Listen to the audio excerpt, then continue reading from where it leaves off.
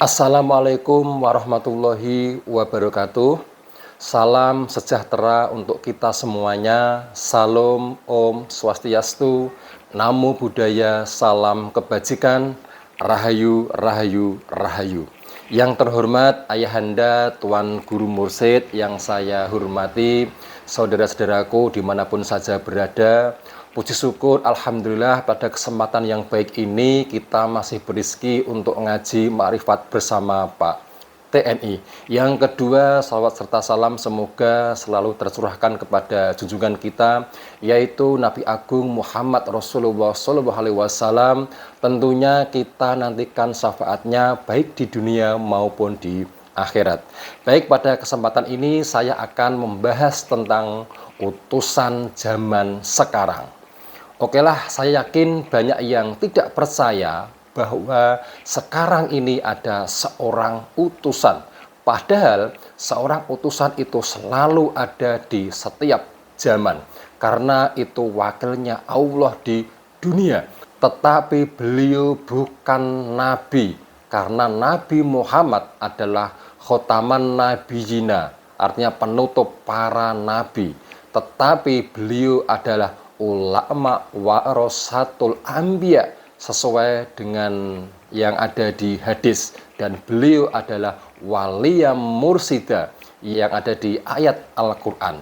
Tetapi ingat ya, ulama warasatul anbiya itu bukan syarat dia seorang habib, sayyid atau syarif dari garis keturunan nabi secara biologis.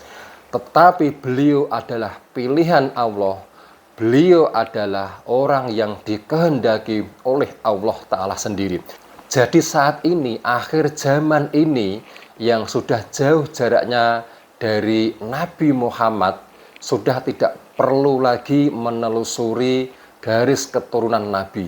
Tidak perlu lagi menelusuri nasab Nabi, apalagi sampai tes DNA ya. Karena tes DNA itu bukan menentukan pewaris Nabi, tetapi menentukan pembagian warisan ya. Kalau masalah penghormatan buat siapa saja, mari kita saling menghormati ya. Kita lihat saja bagaimana kiprahnya, bagaimana perjuangannya dalam kehidupan sehari-hari ya. Habib yang saya ketahui itu adalah pemimpin spiritual atau ulama pendakwah ya. Tetapi coba sekarang bagaimana? Coba ditanyakan bagaimana cara mengenal Tuhan, bagaimana cara praktek syahadat, apakah yang dimaksud itu keimanan, dan apakah yang disebut Al-Quran yang tidak tersentuh kecuali roh-roh yang disucikan ya. Coba ditanyakan, dia bisa menjawab atau tidak. Tetapi ulama warasatul anbiya yang ada di zaman sekarang ini, perhatikan gambar ya. Baik ya, sebelumnya perhatikan gambar ya. Di sini adalah Allah, kemudian di sini adalah seorang utusan nabi sekaligus seorang utusan ya. Kemudian di sini adalah umat manusia, dan ini adalah dunia seisinya, dunia dan alam semesta. Ini adalah Allah, kemudian di sini adalah nabi sekaligus rasul ya. Nabi itu ada 124.000, sedangkan rasul itu ada 315 rasul. Makanya kalau nabi itu belum tentu rasul ya. Tetapi kalau rasul itu pasti nabi. Bedanya kalau nabi itu diberikan pemahaman ilmu ya, tetapi tidak memimpin umat dan tidak memimpin dunia serta alam semesta. Tetapi kalau rasul ya, nabi sekaligus rasul ya, itu mendapatkan perintah memimpin umat manusia dan memimpin dunia serta alam semesta, ya. Jadi inilah yang disebut dengan saluran tali wasilah yang semua manusia itu wajib mencarinya, ya, sesuai dengan surah Al-Maidah ayat 35, ya ayyuhalladzina amanu taqullaha wabtahu ilaihil wasilah wajahidu fisabilihi la'allakum tuflihun, yang artinya wahai orang-orang yang beriman, bertakwalah kepada Allah dan carilah jalan atau wasilah untuk mendekatkan diri kepada Allah, ya. Syaratnya agar manusia ini bisa mendekatkan diri kepada Allah itu carilah wasilah atau utusan. Wasilah dalam ayat tersebut jika diuraikan secara terperinci dan teranalisa merupakan tali rohani yang sambung menyambung, rantai berantai sampai dengan rohani Rasulullah atau nur Allah, ya, karena pancaran yang terus menerus dan yang selalu disalurkan dari nurun ala nurin yahdilahu li nurihi mayyasa, nur ilahi beriring dengan nur Muhammad, ya. Nur ilahiyah itu masih di sini, ya. Tetapi kalau nur Muhammad itu sudah dibawa oleh seorang utusannya, ya, yang diberikan Allah pada orang-orang yang dikehendaki. Jadi inilah tadi yang saya sampaikan, sudah tidak perlu lagi menelusuri garis keturunan Nabi, tidak perlu lagi menelusuri nasab Nabi, karena itu bukan syarat untuk menjadi tali wasilah yang bersambung kepada Allah. Tetapi carilah wasilah atau tali rohani yang menyambung sampai Allah Ta'ala, ya. Ini adalah jalurnya. Nah, ini dimulai dari khalifah pertama atau utusan pertama, yaitu Nabi Adam, ya. Nabi Adam itu sebagai utusan yang mendapat perintah untuk memimpin umat manusia, memimpin dunia dan alam semesta, ya. Lanjut Nabi yang kedua itu Nabi Idris, harusnya ada di sini, ya, tetapi ini saya perpendek saja biar tidak terlalu lama, ya. Kemudian saya lanjutkan yang utusan keenam, ya, Nabi Ibrahim. Ya, Nabi Ibrahim ini adalah juga seorang utusan, ya. Itu mendapat perintah memimpin umat, memimpin dunia dan alam semesta, ya.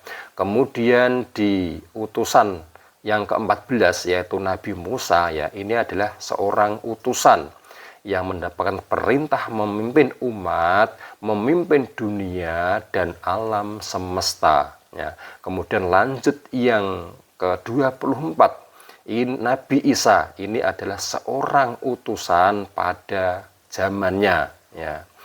Itu mendapatkan perintah memimpin umat, memimpin dunia dan memimpin alam semesta. Lalu yang ke-25 yaitu Nabi Muhammad, ya. Nabi Muhammad ini adalah penutup para nabi, ya. Nabi Muhammad pada zamannya itu juga seorang utusan Allah yang mendapatkan perintah untuk memimpin umat manusia dan memimpin dunia serta alam semesta ini, ya.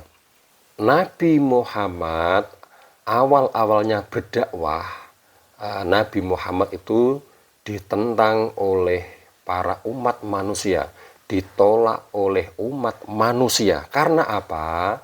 Karena pada masa itu umat manusia itu sudah kental dengan ajarannya Nabi Isa, ya. Akhirnya Nabi Muhammad itu saat menyebarkan ajarannya itu dianggap sesat, dianggap tidak sesuai dengan leluhurnya. Betul kan? karena manusia pada zaman dulu itu masih zaman jahiliyah, ya, artinya itu bodoh, ya. Jadi manusia itu masih memandang sifat wujudnya, masih memandang jasadnya, ya. Padahal bukan itu tujuannya, tetapi tujuannya adalah Nur Muhammad yang dibawa oleh seorang utusannya yang bersumber dari Allah Ta'ala atau bersumber dari Nur Ilahiyah, ya. Tetapi Nur itu menempati seorang utusannya yang hidup, ya. Jika pembawa Nur Ilahiyah itu sudah berlindung atau wafat, ya, itu Nur Ilahiyah itu akan selalu berpindah secara estafet kepada seorang utusan selanjutnya, ya. Tetapi karena Nabi Muhammad ini sudah sempurna menyempurnakan ajaran sebelumnya, Nabi yang arwahul muqaddasah kamil mukamil khalis muklisin, maka Nabi Muhammad adalah penutup para nabi, ya. Tetapi bukan berarti utusan itu sudah tidak ada. Nah, ini umat manusia, ya. Ini dunia dan alam semesta ini masih butuh dipimpin seorang manusia utusan Allah. Jadi seorang utusan itu tetap masih ada, ya. Namanya bukan nabi, ya, tetapi namanya ulama warasatul anbiya sesuai dengan hadis. Namanya waliya mursida sesuai dengan ayat Al-Quran, ya. Itu semua adalah ulil amri minkum, ya. Ulil amri minkum itu bukan berarti pemimpin pemerintahan, bukan, ya, tetapi ulil amri minkum itu adalah orang yang dikuasakan untuk memimpin umat manusia, memimpin dunia, dan memimpin alam semesta ini.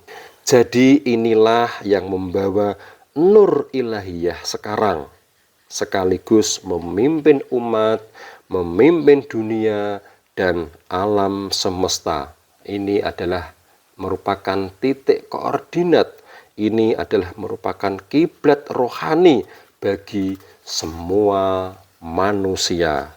Jadi mohon maaf saudara-saudaraku Islam, untuk menemukan Nur Ilahiyah atau Rasulullah sudah tidak dibawa oleh Nabi Muhammad, tetapi dibawa oleh ulil amri minkum yang sekarang. Beliau yang membawa Nur Ilahiyah, yang membawa Rasulullah yang dulu pernah dibawa oleh Nabi Muhammad, ya. Mohon maaf saudara-saudaraku yang Nasrani, untuk menemukan Roh Kudus sudah tidak dibawa oleh Nabi Isa lagi, tetapi dibawa oleh ulil amri minkum yang sekarang. Beliau yang membawa Roh Kudus yang dulu pernah dibawa oleh Nabi Isa. Maaf saudara-saudaraku Buddha, untuk menemukan Buddha Maitreya sudah tidak dibawa oleh Siddhartha Gautama lagi, tetapi dibawa oleh ulil amri minkum yang sekarang. Beliau yang membawa Buddha Maitreya yang dulu pernah dibawa oleh Siddhartha Gautama. Maaf saudara-saudaraku Hindu, untuk menemukan Atman sudah tidak dibawa oleh Sri Krishna lagi, tetapi dibawa oleh ulil amri minkum yang sekarang.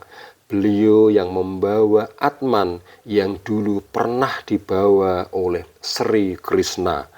Pangapunten sederek-sederek kejawen, kapitayan, lan sapanunggalane, kersane saged nemokaken guru sejati, kuncinipun dibekta ulil amri minkum ingkang sakniki.